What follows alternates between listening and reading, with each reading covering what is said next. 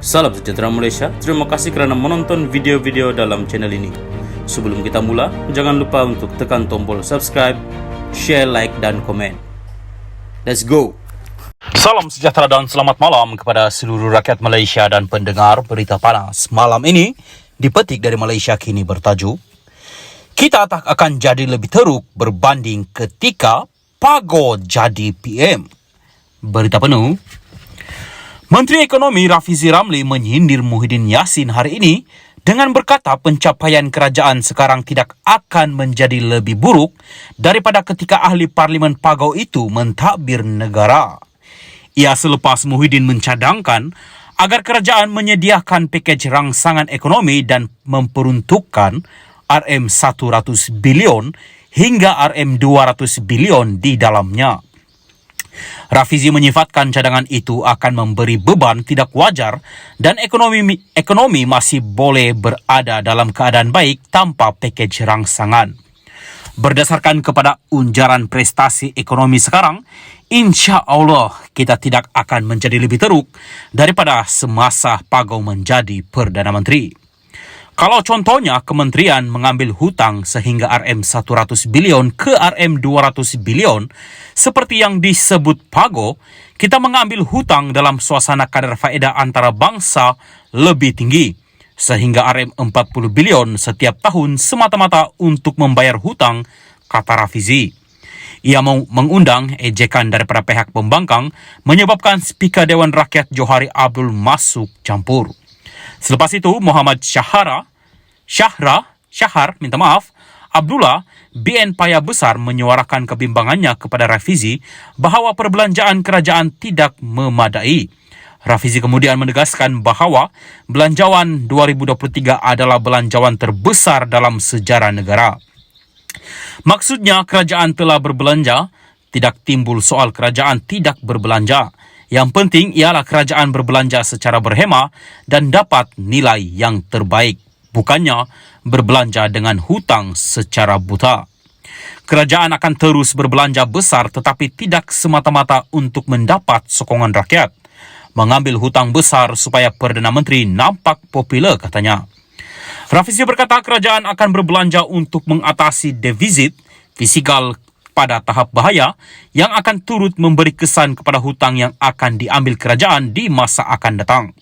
Dia berkata jika kerajaan tersasar daripada sasaran defisitnya, ia bermakna penarafan hutang adalah lebih tinggi. Bagaimanapun dia senada dengan Perdana Menteri Anwar Ibrahim yang sebelum ini berkata, kerajaan komited untuk menurunkan kadar defisit fiskal kepada 3.2% pada 2025. Dia kemudian menegaskan setiap kali kerajaan baru mengambil ahli pentadbiran negara, pendekatan berhutang digunakan tanpa menguruskan penarafan defisit yang menyebabkan kadar faedah meningkat dengan begitu banyak. Kalau sekarang RM40 bilion, dalam tempoh 5 tahun lagi jadi RM60 bilion ringgit, kata Rafizi. Salam sejahtera dan salam perpaduan. Berita seterusnya bertajuk, Dr. Mahathir, saya tak faham kenapa kerajaan begitu takut sampai tak bagi jumpa. Berita penuh. Bekas Perdana Menteri Dr. Mahathir Mohamad membayangkan kerajaan hari ini di sebalik pembatalan sebanyak 4 kali program Sekretariat Proklamasi Orang Melayu. Saya tak faham kenapa kerajaan begitu takut dengan orang Melayu sampai tak bagi berjumpa. 4 kali kita pilih tempat untuk perjumpaan, tapi semua tak diberi kebenaran, katanya. Kalau mereka takut kepada saya, parti saya kalah 125 kerusi pada PRU15. Bukan kalah sedikit, tetapi semua deposit hangus, katanya pada sidang media Jawatan Kuasa Proklamasi Orang Melayu di Kuala Lumpur hari ini. Bagaimanapun, Mahathir tidak memperincikan dakwaannya atau memberikan sebarang bukti wujudnya campur tangan kerajaan berkenaan perkara itu. Semalam, penganjur acara itu dilaporkan berkata, pengurusan lokasi kedua membatalkan tempahan pihaknya. Pihak pengurusan Dewan tidak menyatakan sebarang sebab atas pembatalan tersebut. Menurut Sekretariat Proklamasi Orang Melayu dalam kenyataan seperti dipetik Free Malaysia Today. Ini kali kedua perkara itu berlaku setelah tempahan di lokasi pertama, Hotel Impiana KLCC di Kuala Lumpur, dibatalkan kerana masalah teknikal menurut laporan itu. Mengulas lanjut, bekas ahli Parlimen Langkawi itu mendakwa kemungkinan pembatalan perjumpaan proklamasi orang Melayu itu juga disebabkan tangan gaib yang takutkan bayang-bayang sendiri. Mereka takut segala salah laku mereka akan terbongkar apabila orang Melayu bersatu dan sedar perbuatan mereka selama ini, kata Dr. Mahathir yang juga penasihat gerakan terbabit. Menurutnya, Majlis Proklamasi Orang Melayu oleh Jawatan Kuasa Proklamasi Orang Melayu bukan agenda mana-mana parti politik.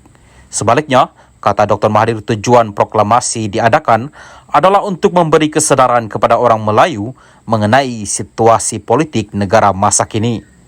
Kami tidak mewakili mana-mana parti politik. Kami hanya mau menyatukan orang Melayu yang kini semakin berpecah akibat politik negara, katanya. Menyasarkan kritikannya terhadap Perdana Menteri Anwar Ibrahim, Mahathir mendakwa pentadbiran kerajaan kini lebih zalim daripada penjajah British kerana ketika pemerintahan British, orang Melayu masih boleh berkumpul dan bersuara. Di zaman saya pun, orang Melayu boleh bercakap, tetapi di zaman demokratik Anwar, orang Melayu tak boleh bercakap. Itulah demokrasi Anwar Ibrahim, dakwanya. Sehubungan itu, Jawatan Kuasa Proklamasi Orang Melayu akan meneruskan kempen itu di media sosial dan segala saluran publicity lain termasuk jelajah rakyat di seluruh negara. Mahathir juga berkata maklumat terkini pergerakan Jawatan Kuasa Proklamasi Orang Melayu akan dihebahkan kepada semua rakyat melalui pelbagai saluran. Sementara itu, Mahathir mengulas tindakan kerajaan perpaduan dalam membenteras kegiatan rasuah di kalangan pemimpin negara. Namun saya sedikit terkilan, tindakan hanya diambil jika mereka adalah dari parti pembangkang. Kerajaan harus sedar pesalah rasuah ada di mana-mana, termasuk dalam pemimpin kerajaan kini, katanya lagi. Sekian berita, salam Malaysia Madani.